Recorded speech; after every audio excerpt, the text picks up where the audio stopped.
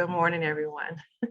My name is Monique Jones. I am the President and CEO of Forefront, and I welcome you today joining us for a conversation toward racial equity, a conversation about Illinois communities across Illinois with some representations across Illinois to tell us what they've been doing in their communities.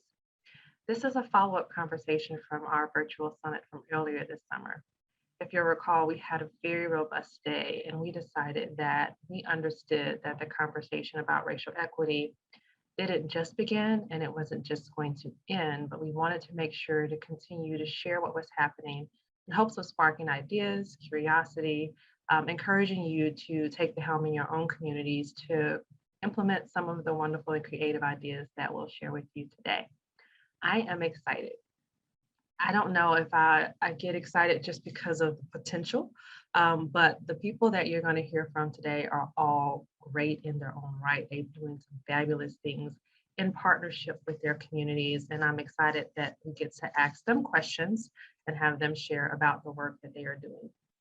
Joining us today is Dr. Linda Flowers from the Carbondale NAACP. Thank you for being here, Dr. Flowers.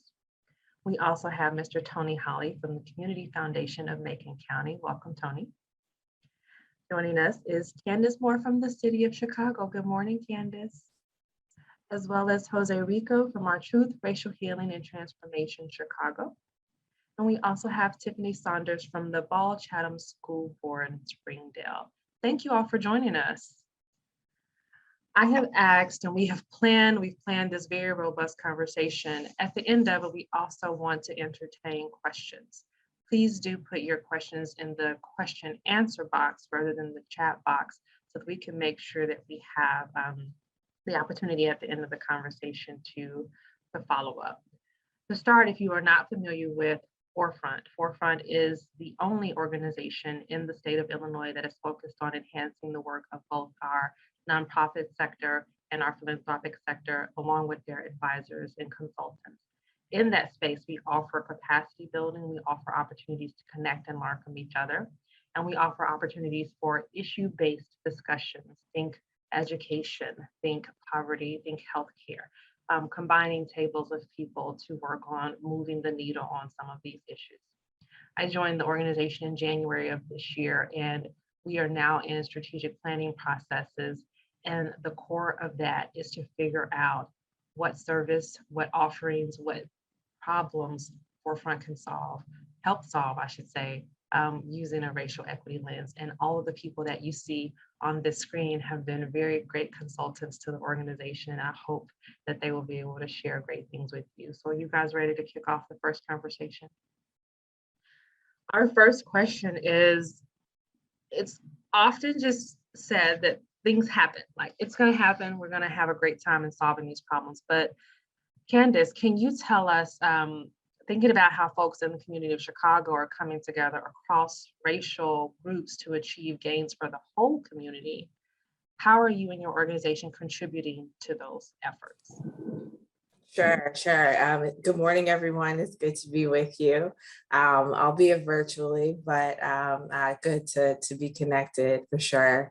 Again, my name is Candace Moore. I serve as the Chief Equity Officer here in the city of Chicago, and I lead an office, the Office of Equity and Racial Justice, which is a new office, even though at this point, it feels like I might have been at this for maybe 10 years, but technically it's only been 2. We started with the start of this administration under Mayor Roy Lightfoot. And part of how I see my charge in particular is to really help us as a city think about how we integrate and build equity into how we do business as a city. I try to say it that simply. Think about all the work that you are assigned to do, what your core mission is. And the question is how is equity, how is racial equity a part of how you do business? Not a program that you add on top of what your responsibilities are, not an add-on, not an initiative that has a deadline, but it is part of the work that you have to do. It is actually your core responsibility along with your others. And I think that is the kind of mindset we need to have as we approach this work. Equity is about looking at both our outcomes and it's about looking at our processes.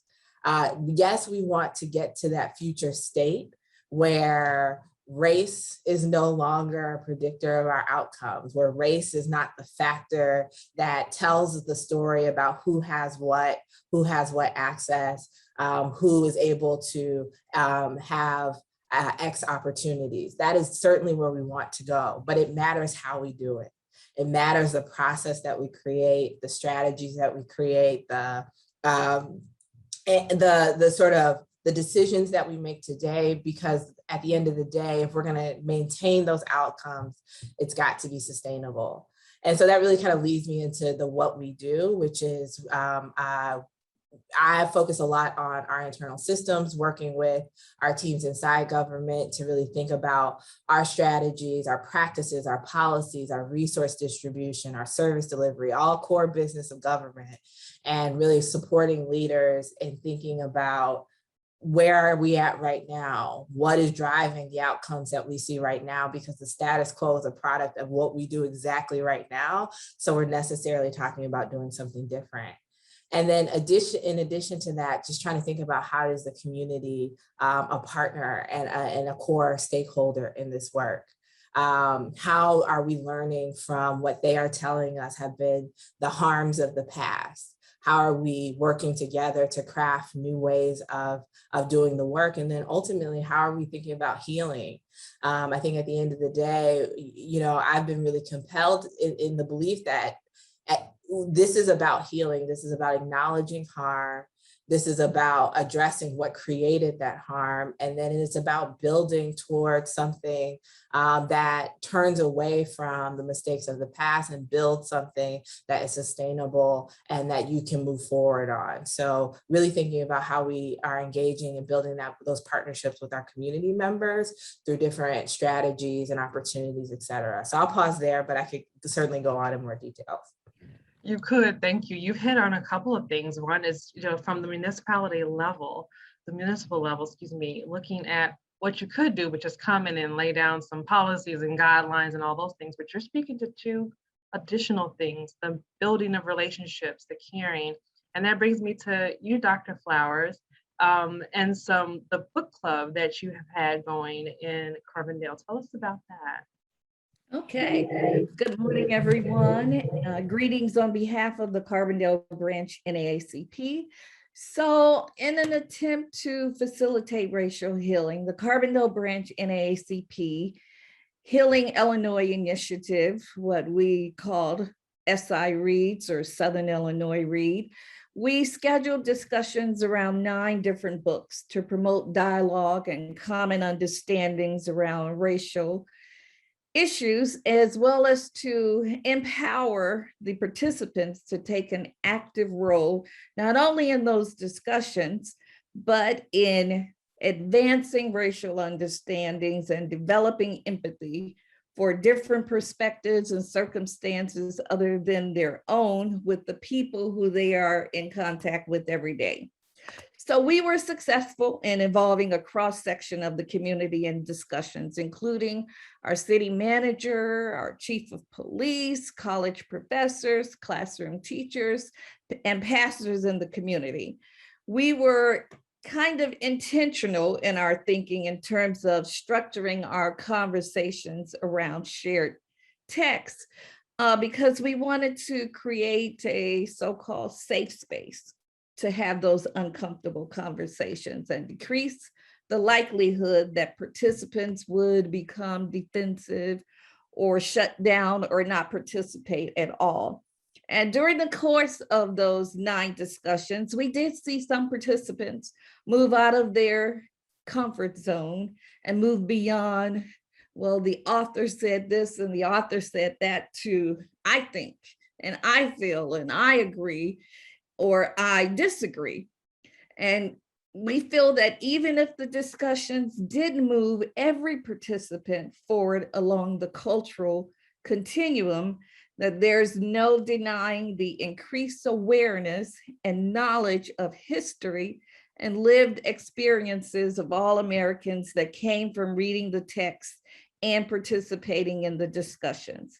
So in addition to the Zoom discussions, most of the conversations were also streamed on the branch's Facebook page, as well as the Facebook page of some of our members. And the book titles that we read were The Fire Next Time by James Baldwin, White Fragility by Robin DiAngelo, The New Jim Crow by Michelle Alexander, Long Time Coming, Reckoning with Race in America by Michael Eric Dyson. So you want to talk about race. Caste, The Origins of Our Discontent by Isabel Wilkerson, The Conspiracy to Destroy Black Boys by Jawanza Kunjufu, Uncomfortable Conversations with a Black Man by Emmanuel Acho, and White Rage, The Unspoken Truth of Our Racial Divide by Carol Anderson. And I will conclude with just saying that we were very excited and hopeful in those discussions. Sorry, I paused because like in the middle of all Zooms, you get a notice on your computer that says it's time to reboot. No, it's not. That list is fabulous, Dr. Flowers. How did y'all decide on those 9 books? We collectively, our committee who was kind of putting the grant application together, came up with that list of books. If you all didn't note them, we'll figure out how to put them in the chat so that you can, I think I maybe read at least 4 of them, so I feel good. That means I have other ones to put on my list. I'm gonna pop it back really quick to Candace, because Candace did need us to tell us more about the racial equity rapid response team with the city. Tell us more about that, Candace. Yeah, I think I got excited and neglected and didn't get to that. But yes, so one of our responses to COVID, the COVID pandemic that we're all really grappling with, was born from the realization that right out of the gate, we saw some pretty dramatic disparities in who was being infected by COVID and then who was ultimately dying from COVID. So really here in Chicago, it started off pretty heavily in the African-American community. And as the pandemic wore on, we would see a significant impact in our Latino community. And one of the questions we have to wrestle with is, you know, we're doing everything we can think of, right? To really address, just like so many other folks, to protect people from this pandemic that none of us have really faced at this level. And yet it is playing out in similar disparities that we all know. What are we going to do different?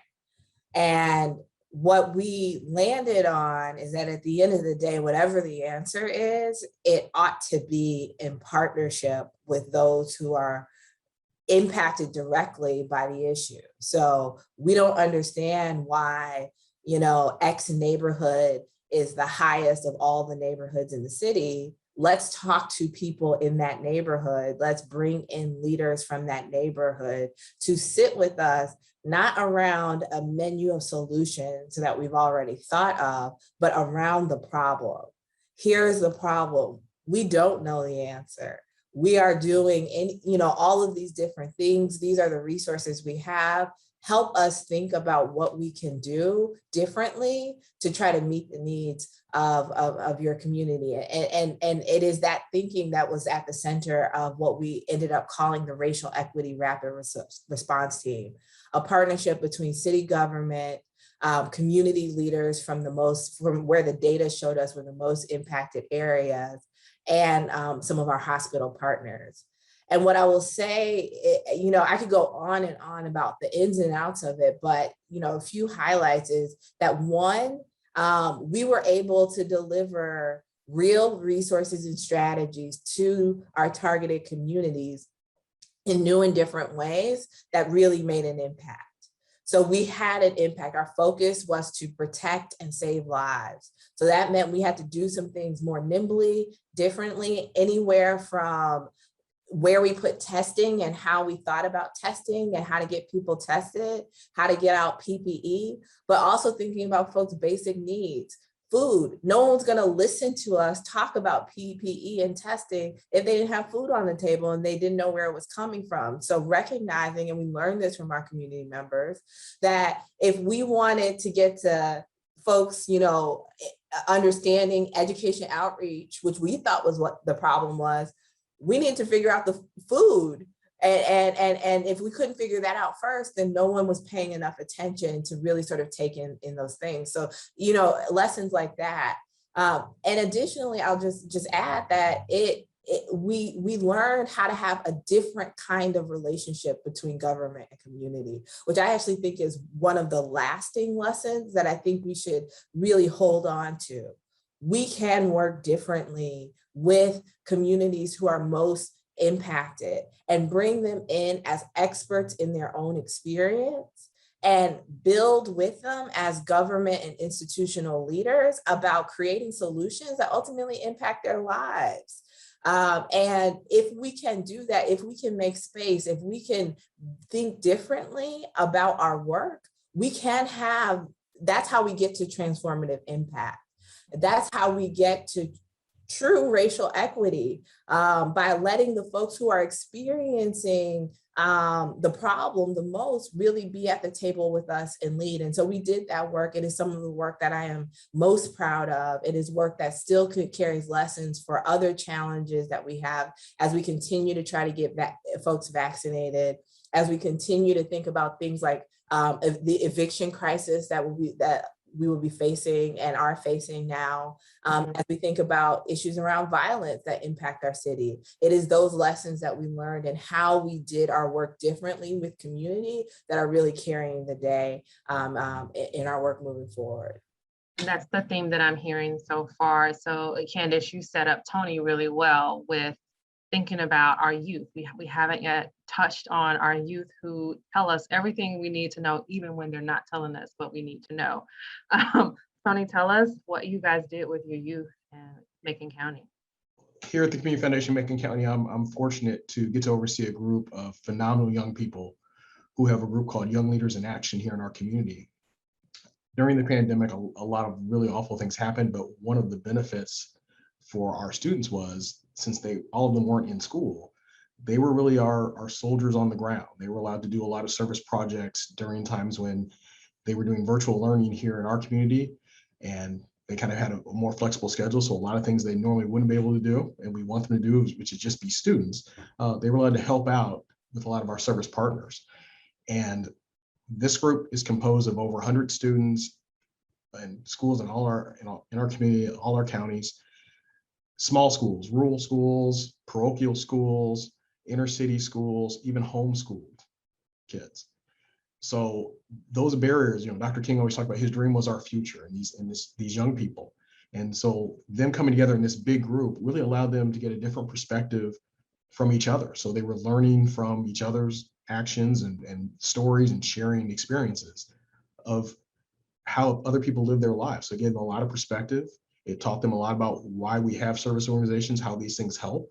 And sometimes they were support to each other because they were all going through a lot, as we all were with the pandemic. We had a particularly ugly incident where one of the members is Jewish, and there was an ugly incident at school. It was a racist incident. And a lot of support came from people in this group who, said, we understand that. We know what you're going through. When racism attacks us, this is how we deal with it. So there was a lot of give and take, and that's one of the benefits of the group, not just what they did and by winning the Governor's Cup, but also what they gave to each other. And their achievement of the Governor's Cup is just phenomenal. You're talking over 1,100 hours in service projects.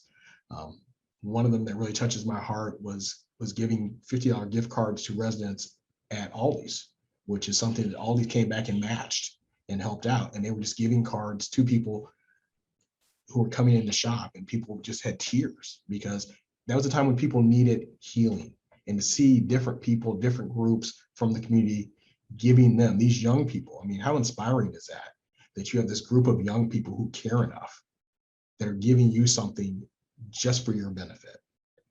And that's really the future, not just what we do in philanthropy, but what we do through a racial lens. is teaching people that hopefully in 20 to 30 years, we won't have to measure a metric by who it disproportionately impacts. And this group of our kids and students, they're going to help us get there by the actions they do. Our youth do, as I said, they tell us the truth, whether they say it or do it or what. So it's wonderful to hear that. And I think we should all strive to get the Governor's Cup. That's what it sounds like. It's on our KPIs for the year, strive to get our youth to get the Governor's Cup. Thank you all for sharing. So I imagine while you are pulling off these wonderful things, there are many challenges, as there always are. I would love to go to Jose, working with our Truth and Racial Healing and Transformation, to share with us in your processes of doing this, the challenges of working towards racial equity. Yeah, thank you, Monique. And I feel really excited and really proud to be on the panel of this group statewide who's been decided to dedicate and commit, their lives and their hearts and their energy towards this work. And I think we all here are in agreement, as people are saying, is that we want to be able to change the inequitable outcomes that we currently have in many of our systems, whether it's the education system, the criminal justice system, how the private sector takes wealth from people and gives it to others, and a variety of different ways that we need to change. And then we also, are clear that in order for us to do this is to be able to participate in activities that promote healing, like the racial healing circles and the book clubs, and really to change hearts and minds. And what I've seen as part of our work in Truth, Racial Healing, and Transformation is that the step in between, from the healing components to wanting to get the equitable outcomes that we want, we need to focus on how we shift power in our organizations, in our institutions, in our relationships with people, because that is what's going to trigger the different outcomes that we want to be able to achieve. And the shift in power, obviously, is not something that just happens.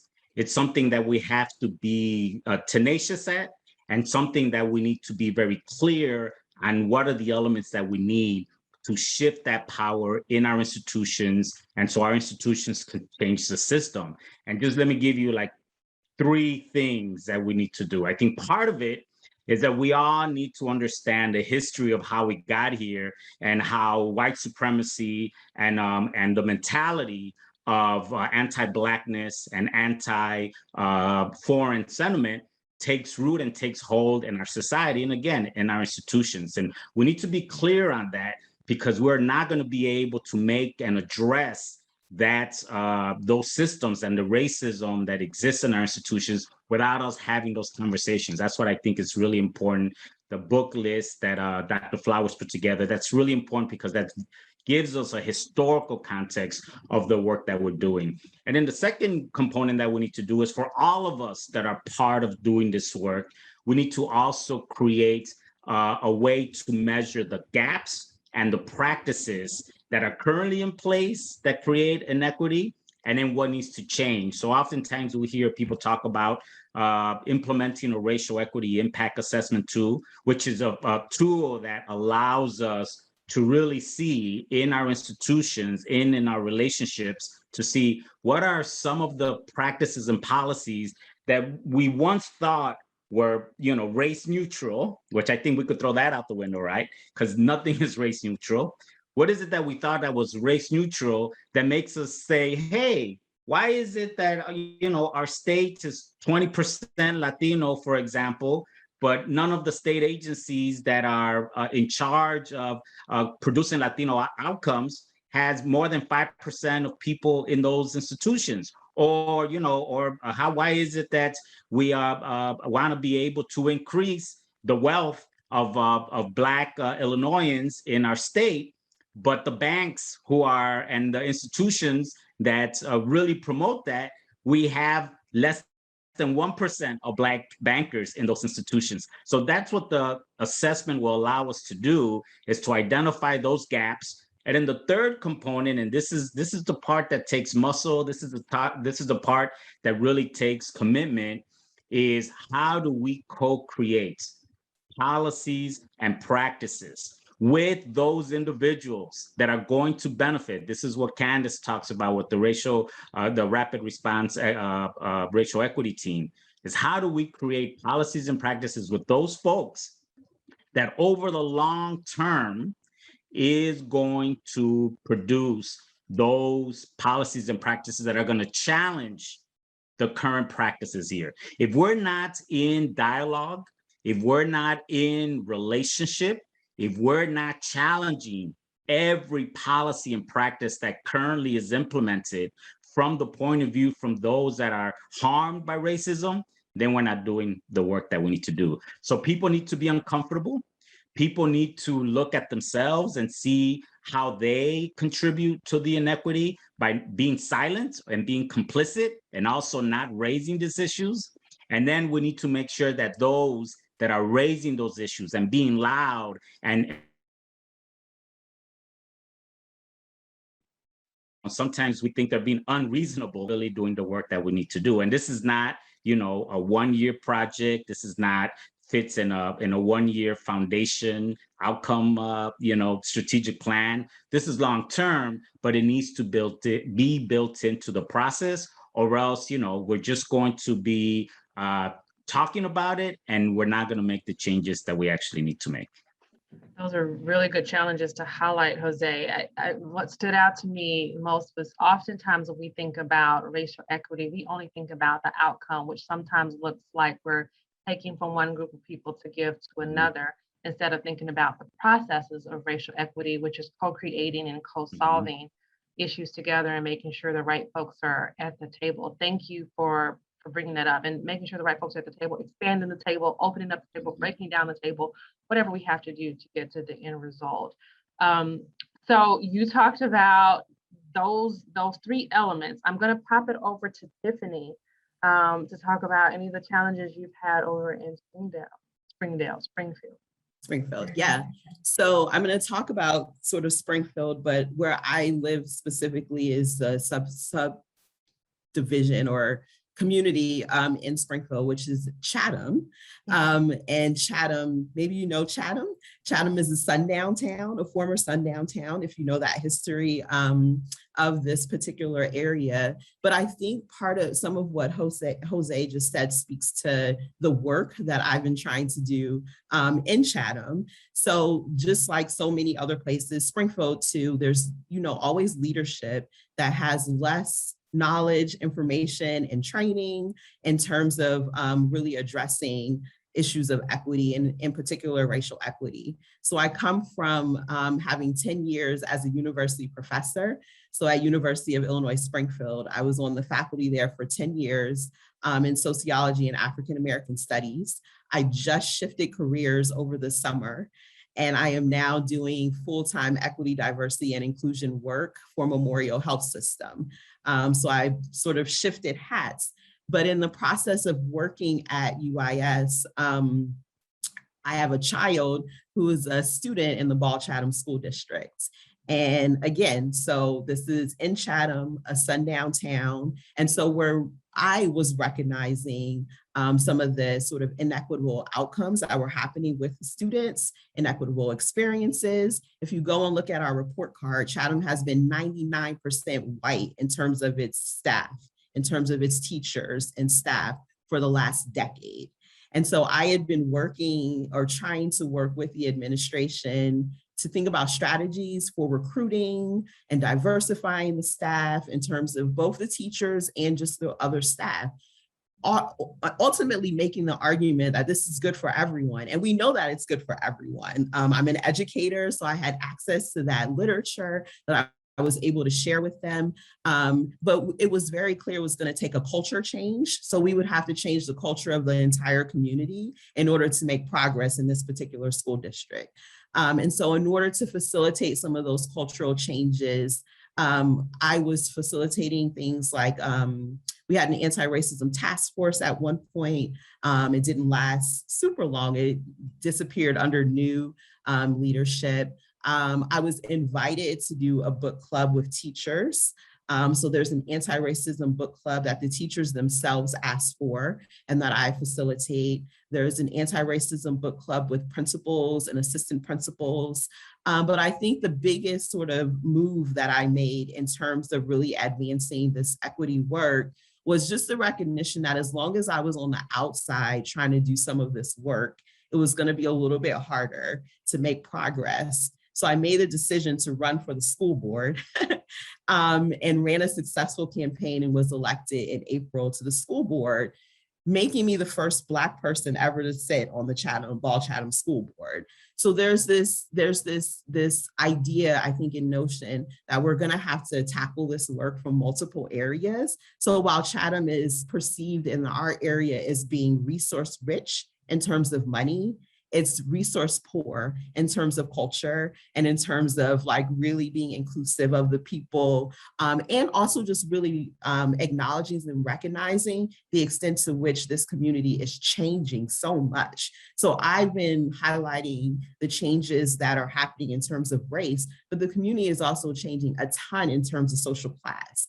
So for me, if we can address some of these things that are some of the sort of inequities that are happening in race, we'll be able to sort of pivot some of that towards the work in terms of social class as well. And so I'm trying to tackle this by having a seat at the table, to go back to Jose's sort of metaphor a few minutes ago, because I have found that working on the outside has made this take a lot longer, and that by being at the table where these decisions are being made, that we may actually be able to make some progress. And we have seen a little bit of progress. We have 2 Black teachers in our school district this fall. That's better than 0, which is where we were before, right? So this is going to be a very slow and steady process. And part of what I've been really pushing for is some of that analysis, some of that looking at our processes. I've made the argument repeatedly that if we're heading to schools to recruit teachers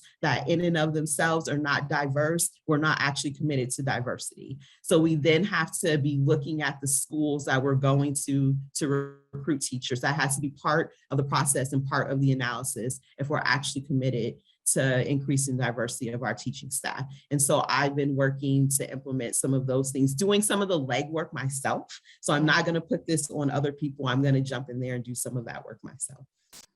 That's a really big lesson. So we all should know that we don't have to run the biggest, fanciest organization to make change. Look at your neighborhood schools, your neighborhood organizations, and volunteer your time. I'm not going to encourage everyone to run for the school board. However, do join the PTA. Do make sure that you are engaged, even if you don't have children in those schools. It really does matter. Local school councils really invite folks who actually don't have children in their schools to be a part of the decision making. Dr. Flowers, you had some challenges as well. Well, yeah, we sound a little bit like Chatham there, Tiffany. Southern Illinois, of course, I grew up in Chicago, but went to Southern Illinois to go to college and stayed there. And Southern Illinois remains a socially, racially, politically polarized region with occasional calls from lots of people in Southern Illinois to secede from Chicago. Unfortunately, Southern Illinois is not unique. It's not unlike a lot of the rest of our country, where we want the best for our family, we want the best for our children, but it seems like we could care less about other people's children and other people's families and communities. So I think too that there is a personal element to all of this. So just like the rest of America, we continue to face challenges due to the country's past and present. And although the pandemic has spotlighted a lot of the inequities that people who were not impacted seem not know that those inequities existed. So we remain challenged by community members who are in denial, who say racism doesn't exist or it doesn't exist anymore because, after all, we elected a Black president.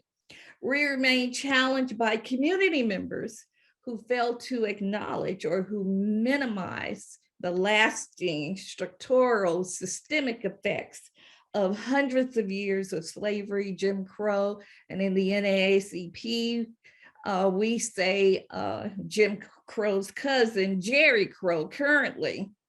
We remain challenged by community members who just accept the status quo and don't think it's in their best interest to change anything, as well as those community members who are complacent and aren't willing to do anything, or who don't think their efforts will result in any change. Fortunately, there are community members who are concerned, and more fortunately, there are community members who are not only concerned, but committed to working for change. And one of the lessons we've learned is that there are allies in unexpected places.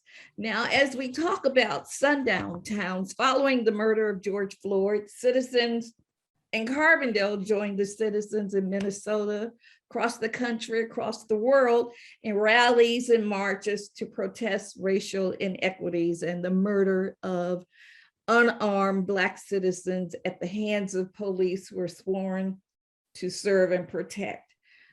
We were encouraged that citizens in a lot of those former sundown towns also held their own rallies and marches in favor of equality and coming together across racial groups, even though some of those, or many of those rallies actually were met by counter protesters.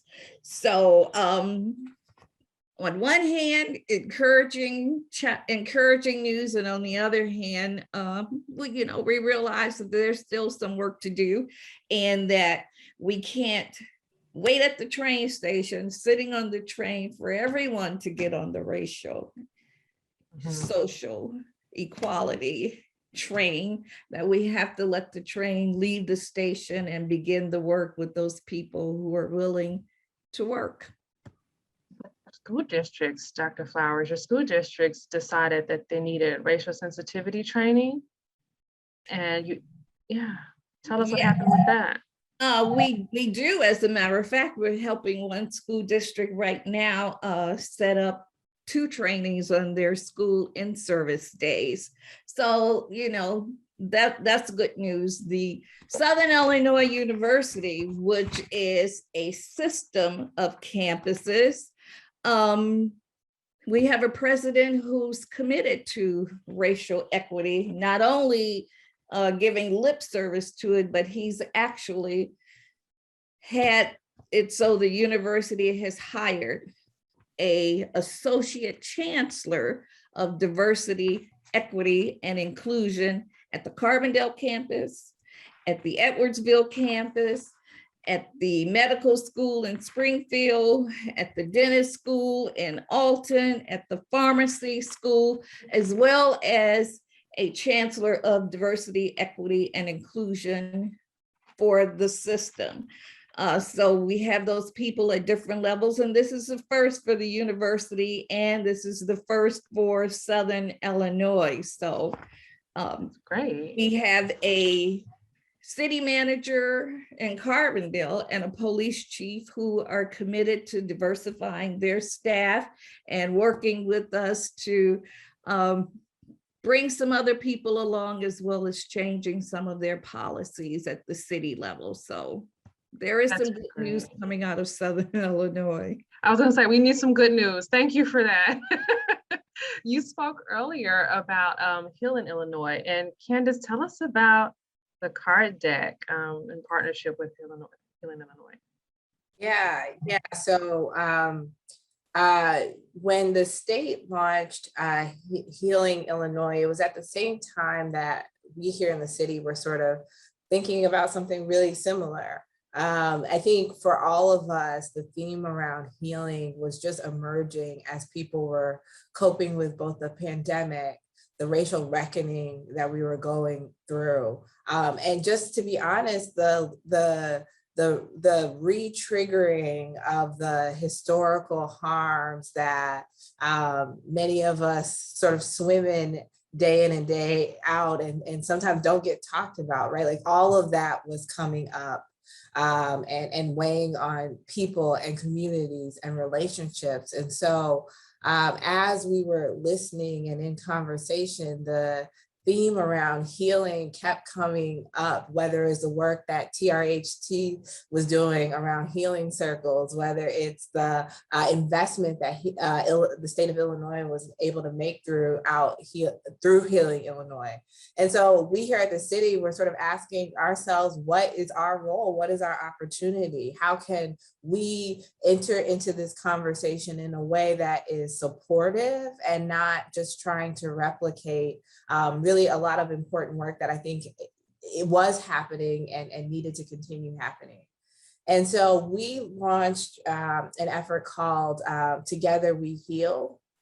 And in many ways, the way I describe it, it was about wrapping our arms around the moment.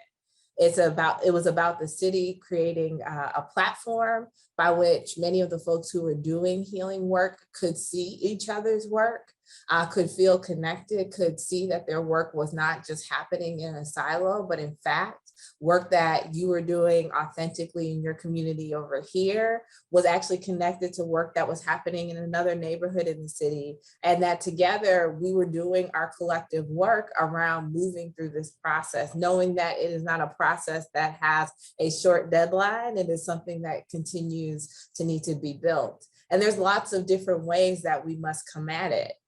Some of us are in a position where we can move policy, but so often I would hear, hey, I'm regular citizen, what can I do? What are some opportunities? And so from this conversation was the brainchild around, a lot of times we overhype or create so much tension around having a conversation around race that it actually takes away from our ability to be able to do the work and to name it. There was a point that, and maybe there still is for a lot of communities, that even saying race was like it would cause your blood pressure to go up a little bit. You start sweating a little bit. I think there was even some research studies that showed that when people heard race, they actually had a physical reaction.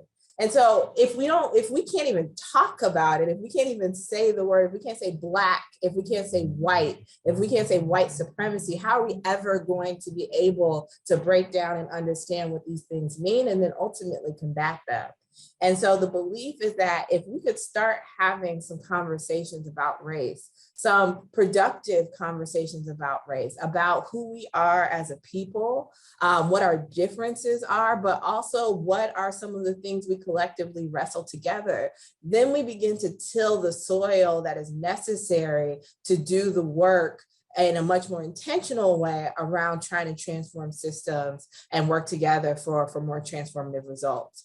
And so to that end, we devised what seems like a simple concept, a card deck, a conversation card deck that gave people a little support in having what I hope is a successful conversation around race. And so, starting off with, light questions that are like, hey, we're here in Chicago. What's your favorite thing about Chicago? What I love about that question is I actually don't care who you are. There's always connections of you realizing you were in the same place as someone else in the city. You might be having a whole different experience, but y'all were both at that Cubs World Championship and out on the streets, right? And so all of a sudden there is a relationship and a connection, and there's a sense of mutuality that then it supports a deeper conversation. When you think about harm in the city around race, what do you think about? How has it impacted your life? What has been your experience? What happens, when you think about challenges that our cities faces? When we think about the racial reckoning we're going through, how have you been processing that moment? Right. So sliding into the deeper questions, and ultimately you want to get to a place where you're not leaving on that note necessarily, because sometimes those are heavy conversations, but what is an opportunity to change? What is a next step that might be possible? What could you do? What is one thing you could do tomorrow to try to further this conversation? And so that was our Together We Heal card deck. It has questions like that. We did it first digitally, and then we have been able now, in partnership with Healing Illinois, to actually produce a hard deck. This is a little commercial here, apparently. But it's all meant to just support these conversations. So our version here in the city is Let's Talk Chicago. The state has a version that's meant, for the state. Because I heard the note that sometimes, downstate, we can't talk about Chicago, or maybe that's not the right entry point. And so at the end of the day, whether you're in Chicago or in another part of the state, these conversations are pivotal to us all. And we've got to be able to have them. We've got to build that muscle. We've got to have a culture in which we are not afraid to even talk about race, because if we can't talk about it, we cannot do the work. We cannot begin to build the transformative relationships I was talking about earlier that are going to be necessary to have a transformative impact. And so we've got to be thinking about how we bring more folks into the tent, even if they are not ready to move when we're ready to move. We can move, but still try to cultivate folks along the way to join us in the work, to have those moments in which they see themselves in the work and they see themselves as a part of the solutions that we need to build. Thank you for that. Where can we get the cards, Candace? Well, so you can get the digital deck at chicago.gov/Together We Heal. We have the digital deck. We're still working on our strategy for distributing out the physical card deck, but I also know the state of Illinois has been sharing their card deck to partners as well. So I don't know exactly how they're distributing it, and hopefully reaching out to them, they'll be able to support as well, but we're working together on this. We will do that. You speak to the idea of everyone moving along sort of parallel in this work. Some of us making sure that we're implementing policy and regulations, some of us making sure that we're building relationships across cultural lines, all of it happening together and understanding that one thing doesn't have to happen first. I often say this, the social worker in me, I'm deeply, deeply engaged in wanting to think about prevention. How do we stop the problem before it starts? I understand that takes time. And so what I'm hearing in all of the work that you all are doing is twofold. We're preventing future instances of what we see today. It's going to take time, but in order to do that, we really have to work on some immediate and urgent changes. As a former funder, I did have to contend with that. How do I engage with our community and implement some changes immediately when we saw that harm was happening, and then help pull some of our organizations along in making the changes at their board level and then internally. Tony, you've done some of this work with the grant making regulations that you've had to put in place. Tell us more about that. Well, and as we know, our service partners kind of have a halo complex sometimes because they're working with our populations that are affected, that are disproportionately impacted by a lot of things. So sometimes we're just content to let them continue that journey that they're on. And we want to work with them because they are helping people and they're doing good things. And sometimes we don't want to rock the boat too much. But for change to happen, sometimes we have to be sudden, we have to be impactful, and we have to have a sense of urgency in this. And one of our policies is if for our grant application, when we're trying to provide funds to these partner agencies, they have to list their staff demographics and their board demographics. And we're very clear and very to the point that if you're not representative of the community that you are working for, we can't fund you. And we've had to have these conversations with some of our potential grantees and say, okay, we're looking at your board composition. Your application is outstanding. We love this program. We think this is going to help. And it's going to help a population that desperately needs it. But we need you to make some changes. And we're very proud of the work we do in the community and those honest conversations. Somebody on this panel already said, sometimes it's tough to have those conversations. We have to say things like, Black and demographics and racism. And those are optics that really have an ugly connotation sometimes when people are just like, oh, I don't want to hear that. They kind of cringe. But we have to have those earnest conversations. So when we have these conversations with our potential grantees, we just ask them, what's going on with your board? What do you have spots open? How long has your board not been changing? Sometimes we find out that members have just left. Their terms have expired and they haven't filled that seat yet. So we offer our board governance class where we try to get people interested in service to boards. With their permission, the attendees of the class who successfully complete it, we record their information. And then when somebody says, I can't find candidates, we say, well, here, let us give you a list. Let's share with you on this. Sometimes we just have to have a conversation where we say, we can't fund you. We have a situation right now in our community where we've just said, quite simply, when you make this change, your application was well received. Our committee voted on it.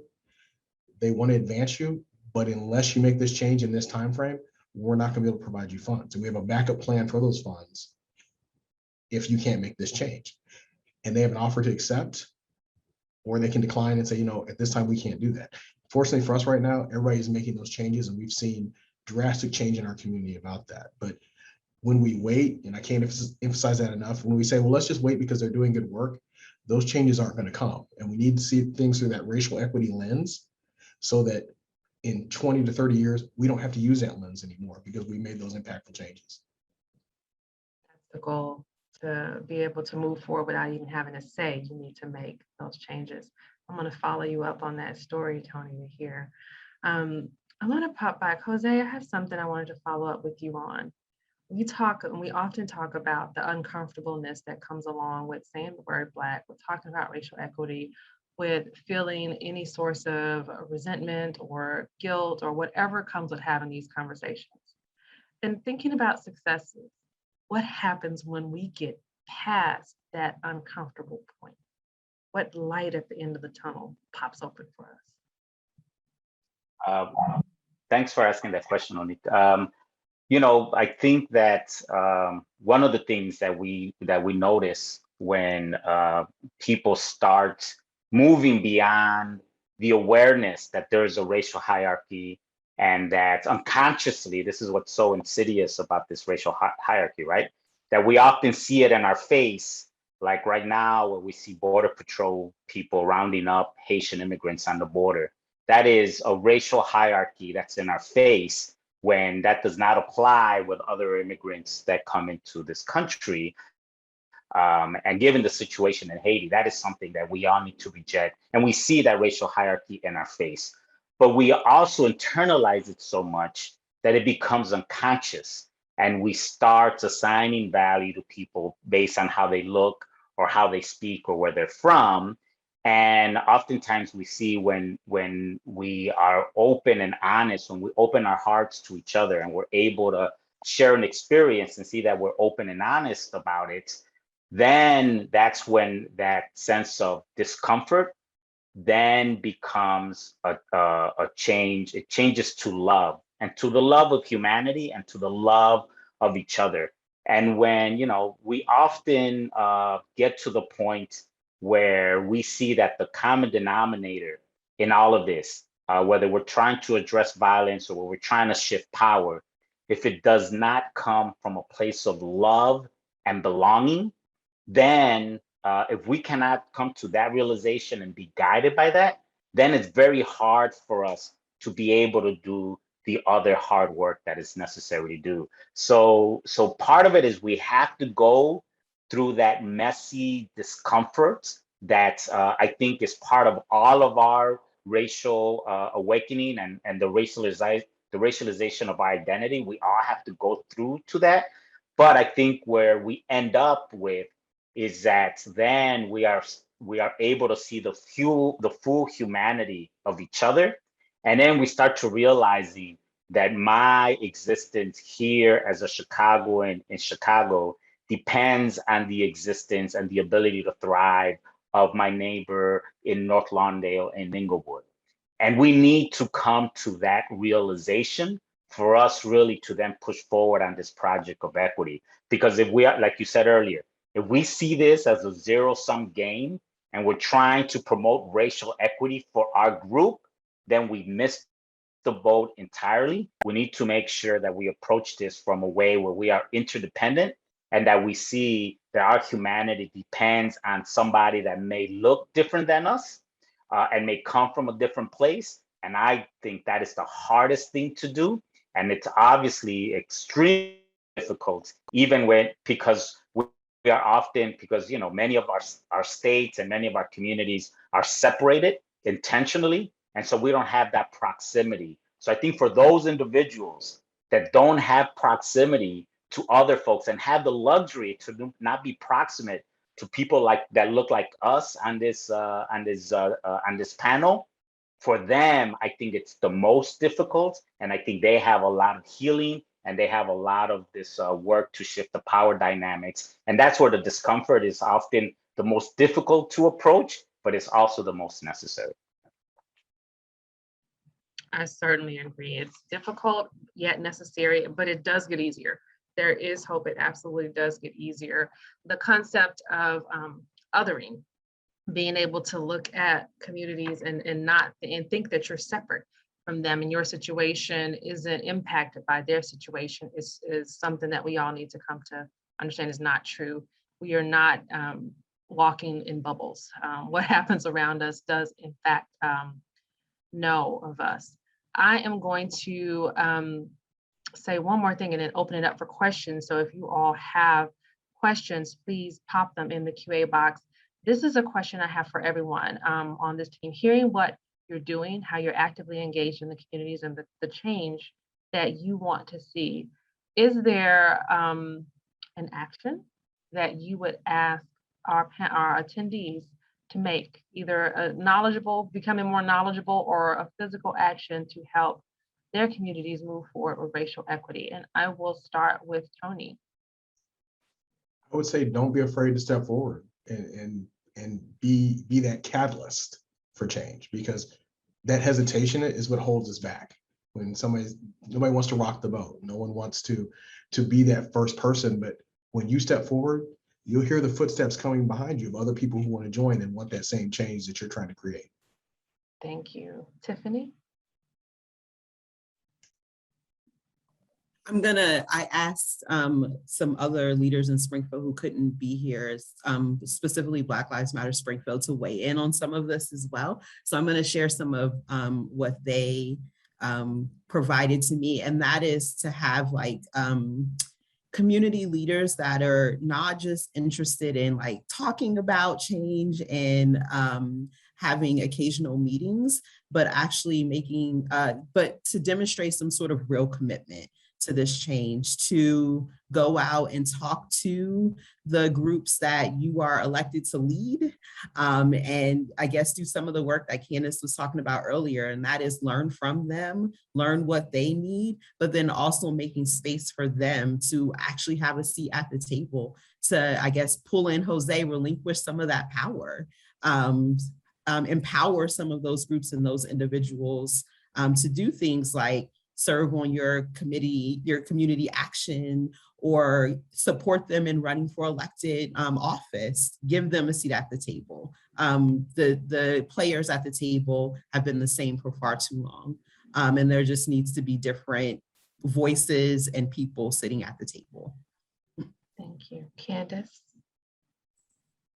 I'm going back to what I said earlier. How are we going to think about equity being part of our core business? How do we make it an add-in and not just an add-on? And so to that, I would challenge everyone to think about the work that you do every day. Think about what your goals are. Think about what your aim is, and then challenge yourself to think about how to be more equitable in your practices, in your policies, in your decision-making, in your service delivery. That might mean you need to study a little bit more, be proximate to some folks who have been impacted by your work and listen, and be advised about things that you could do differently, but then ultimately make that commitment to try. At the end of the day, sometimes this work is messy and not perfect, and we are not certain of what the next steps are. But I have found when I am in relationship with folks who are working with me to try to achieve the same goals, then at the very least, I'm supported through the growth of mistakes and of the ability to iterate and try to be better the next day.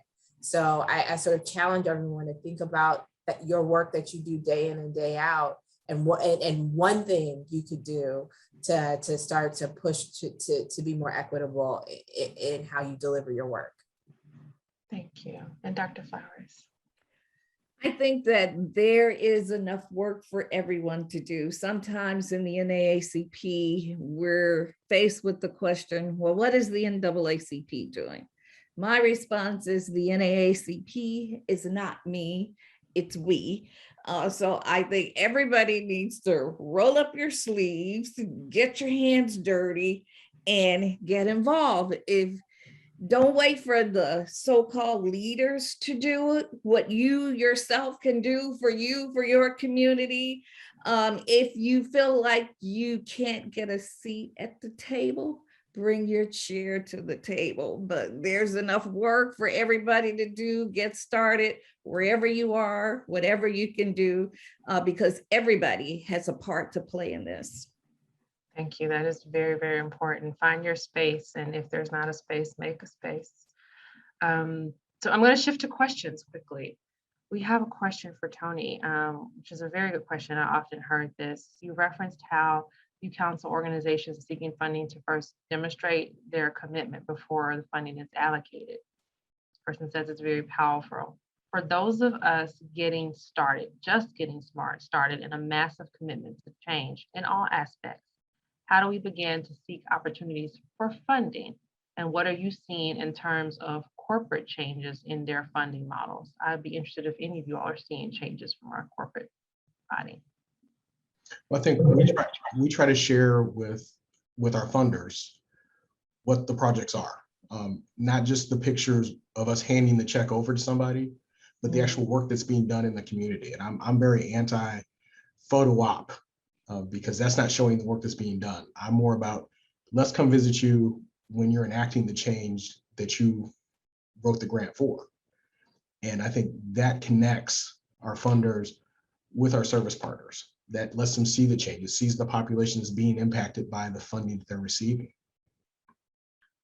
That's good. So there was another question that's along those same lines about, we often want board members to reflect our communities, and having a diverse board doesn't necessarily mean there's commitment to diversity in the community. So is there a follow-up after our boards have changed to see if there's a change in their direction, or what is that good enough for the board to reflect the community?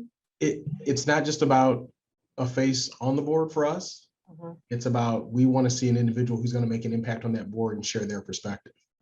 So we're not about tokenism at all. This is not if you put on somebody, a person of color or a woman or any, you diversify. That's not the final step. That's a good step. We like that. We encourage that. But we're hopeful you want your board to match in terms of experience and community commitment. And nobody wants to be asked to be on the board just so you're going to get funding. So there are people who we actually refer to boards and say, we think you're a good candidate. And I've had those conversations with some of those candidates too that have been through our program and our board governance and said, I've got a group that's looking for somebody of your caliber. And they also need this. And we're very frank, we want them to diversify, but we want them to diversify with you because we know your commitment to this community and the work that you do.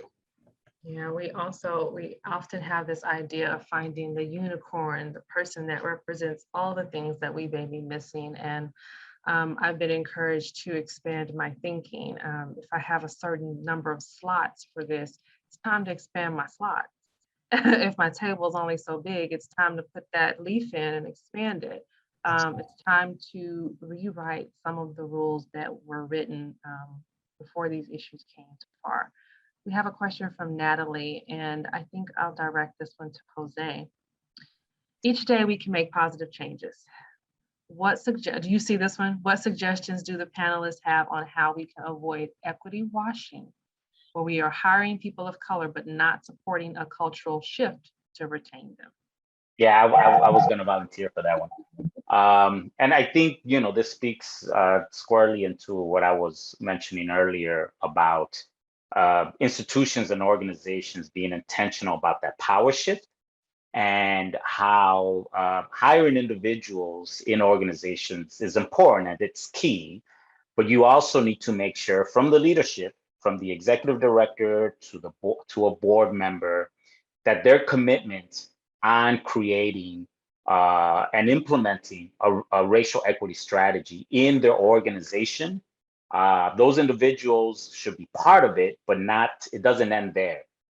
You really need to look at what are some of the policies and practices that need to shift within the organization. Again, by implementing a racial equity impact assessment as an example, to see where the gaps are. And then to see if the work needs to be internal or internal and external.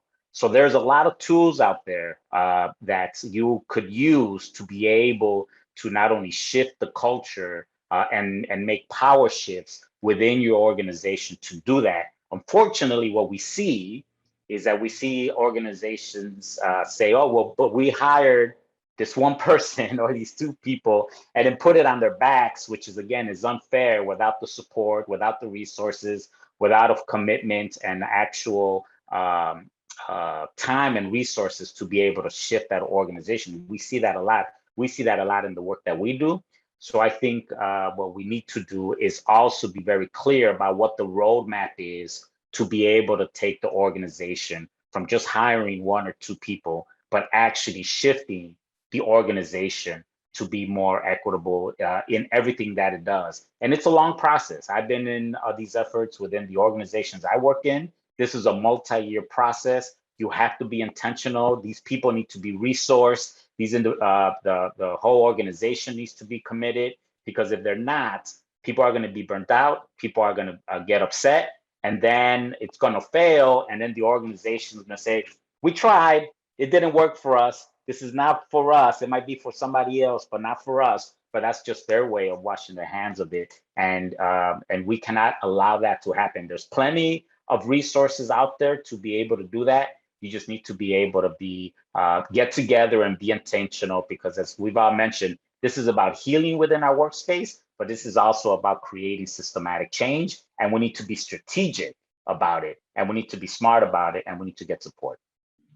Thank you. Dr. Flowers, I know you responded to the question in the chat, but I'll give you a moment here if you want to speak to it openly about what's happening across Southern Illinois.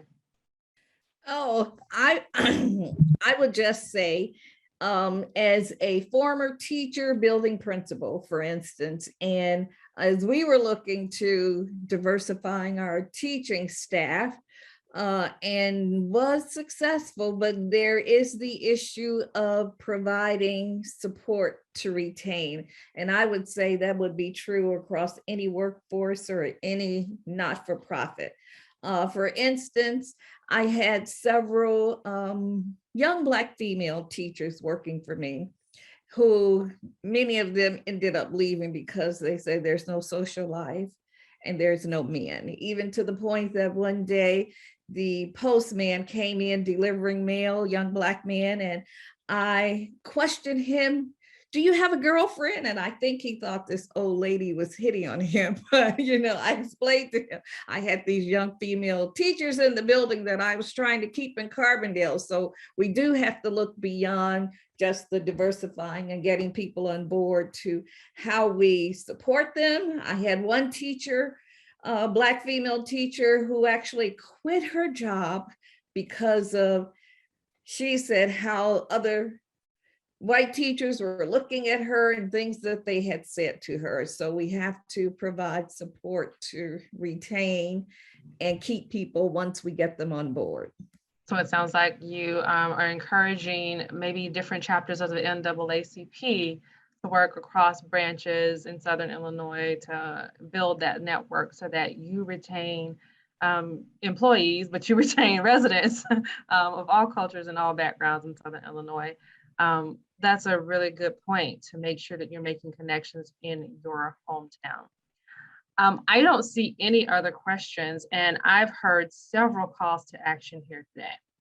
That includes on every end of the spectrum and continuum where we're thinking about racial equity, to make personal connections to our neighbors, our communities, the places where we work, live, love, and worship, getting involved, getting engaged, whether we're paid to do so or we choose to volunteer, all the spaces.